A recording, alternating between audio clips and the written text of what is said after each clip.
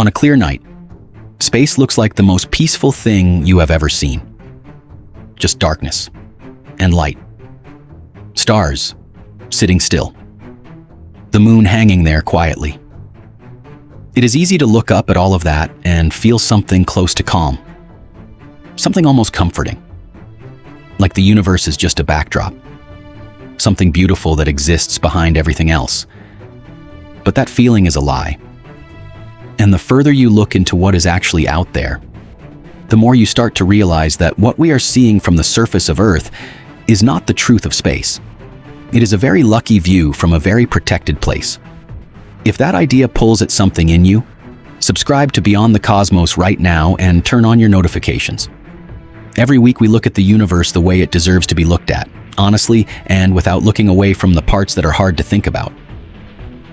Now let us talk about why space is actually terrifying. Start with the most basic thing: space itself.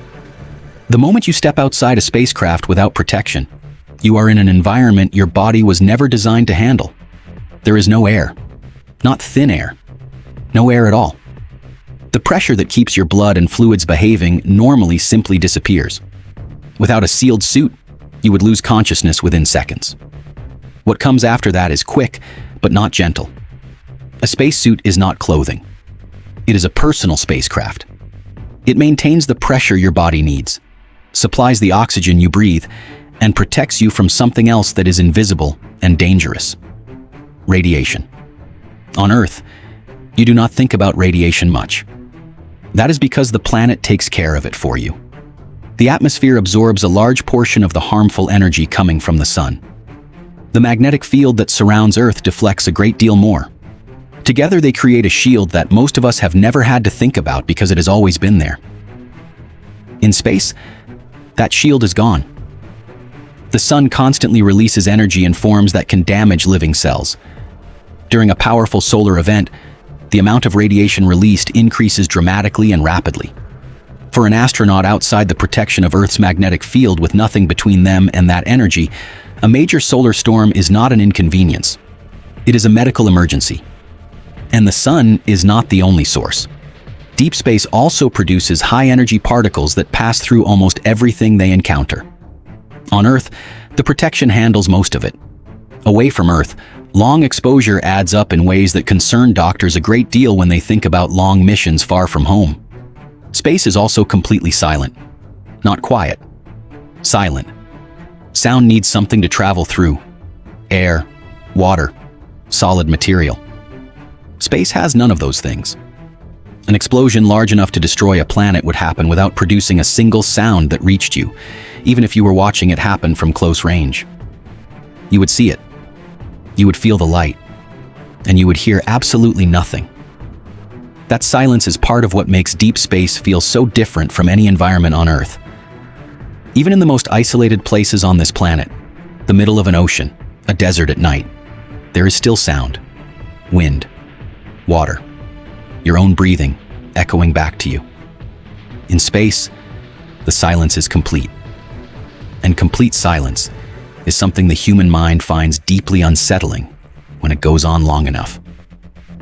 Temperature in space is another problem, and it works differently than most people expect.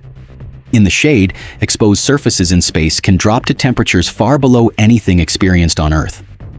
In direct sunlight, those same surfaces can heat to levels that would destroy unprotected equipment within minutes. There is no air to spread the temperature around and create something in between. What you get is extremes, often both at once, on opposite sides of the same object. Closer to home, there is another danger that does not always get the attention it deserves. Space around Earth is not empty. It is full of objects. Asteroids travel through the solar system on paths shaped by gravity, some of them crossing near Earth on a regular basis. But there is also debris, old spacecraft, broken satellites, pieces left over from past missions. All of it orbiting at speeds far beyond anything that moves on the surface of Earth. At those speeds, even a small fragment becomes capable of punching through materials that would stop almost anything on the ground. Engineers who design spacecraft think about this constantly. Beyond the immediate neighborhood, The universe contains things that are hard to think about directly without feeling something shift. Black holes are the most extreme objects known to exist. They form when the most massive stars collapse at the end of their lives, packing an enormous amount of mass into a point so small and so dense that the gravity around it becomes absolute. Close enough to one, nothing moves away. Not gas, not light, nothing. There is a boundary around a black hole called the event horizon. Cross it, and no information, no signal, no particle can ever escape. For an object falling toward a black hole, the experience would be strange in ways that go beyond simple destruction. The difference in gravitational pull between the near side and the far side of a falling object would eventually be strong enough to stretch it. Scientists have a term for this process, and it is exactly as unpleasant as it sounds. Neutron stars are what get left behind when slightly smaller stars collapse. They are tiny compared with a black hole, roughly the size of a city. But they contain more mass than the sun compressed into that space. Some of them spin hundreds of times every second.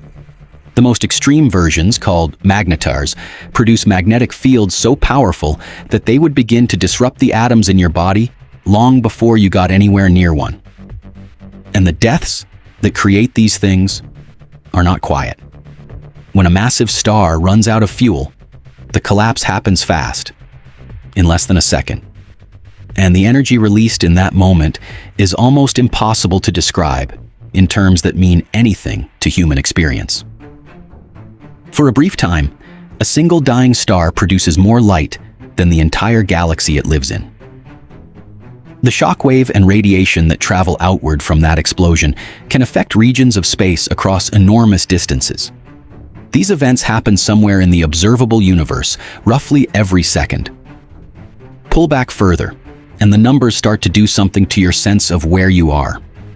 Our solar system is enormous by any human standard, but it sits inside a galaxy containing hundreds of billions of stars, most of which have their own planets.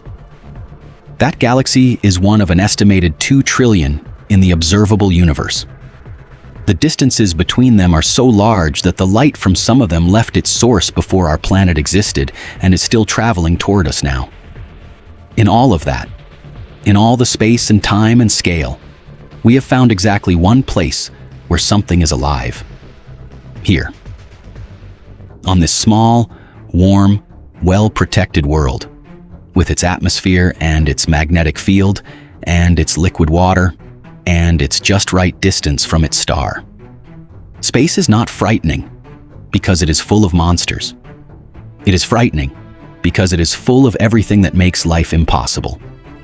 And Earth, somehow, is the exception. That is worth thinking about the next time the night sky looks peaceful. If tonight gave you a new way of looking at the sky above you, please hit the like button.